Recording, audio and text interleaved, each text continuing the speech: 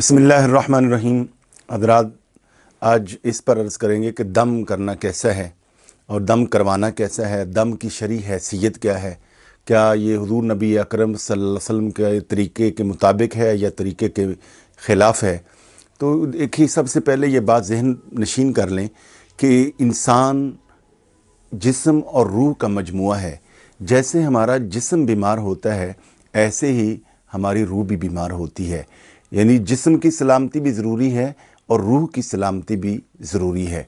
जिस्म की ग़ज़ा और जिस्म की मेडिसन ये मादी चीज़ें हैं, और रूह की ग़ज़ा और रूह का तहफ़्फ़ुज़ और रूह की जो सेहत है वो अल्लाह के ज़िक्र में है, वो ज़िक्र इलाही में है।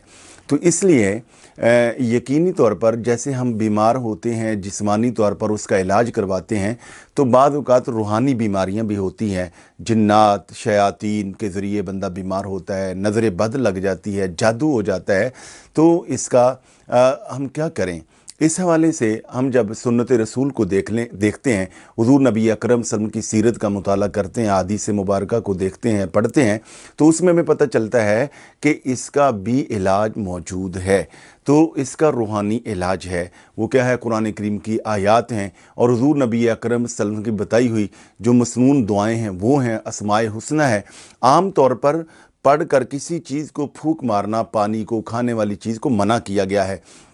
मगर जब कोई बंदा बीमार हो जाए और नज़र बद लग जाए, जादू हो जाए, तो उसको पढ़ के फूंक मारना, उसके लिए पानी पर दम करना और वो पानी दम शुदा उसको पिलाना, चेहरे पर छींटे मारना, ये सुन्नत रसूल से मरवी है और साबित है। हुज़ूर नबी अकरम सल्लल्लाहु अलैहि वसल्लम ने शिरकिया कलमात से और बुरे कलमात से और ये जो काले जादू वाले लोग करते हैं, इन कलमात के ज़रिए दम करने से मना फरमाया है। जबकि कुरान पाक, आयात मुबारका और इस तरह अस्माए हुस्ना, दरूद पाक पढ़ के फूंक मारने से ये तो सुन्नत से साबित है।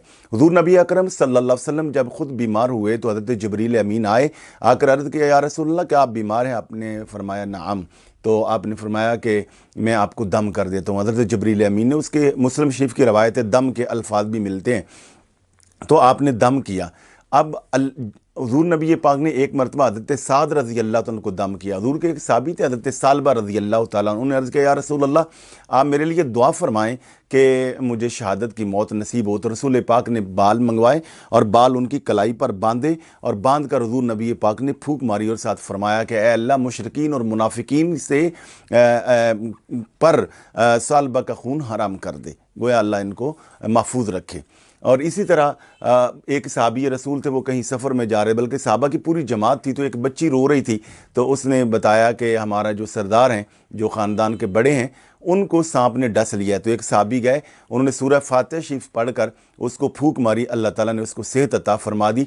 तो सरदार ने जवाबन हदिये के तौर पर, तोहफे के तौर पर उनको बकरियाँ अनायत की और वो लेकर आए। तो हुज़ूर नबी पाक ने उनको शाबाश दी, अप्रिशिएट किया। पता चला कि हुज़ूर ने ख़ुद भी दम किया है, सैयदा आयशा ने आपको दम किया है, आपने हज़रत साद को दम किया, हज़रत सालबा को दम किया है, सहाबी ने दम किया, तो आपने उसको शाबाश दी है। तो इसका वजूद मौजूद है और ये जायज़ है। और ये हमें ख़ुद भी अपने बच्चों को नज़र वगैरह लगे तो मसलन जैसे हुज़ूर नबी पाक हर रोज़ रात को जो है वो मुअव्वज़तैन पढ़कर अपने ऊपर फूंका मारा करते थे और लोगों को भी, बच्चों को भी मारा करते थे। तो इस पर हमें पूरा यकीन होना चाहिए, ईकान होना चाहिए।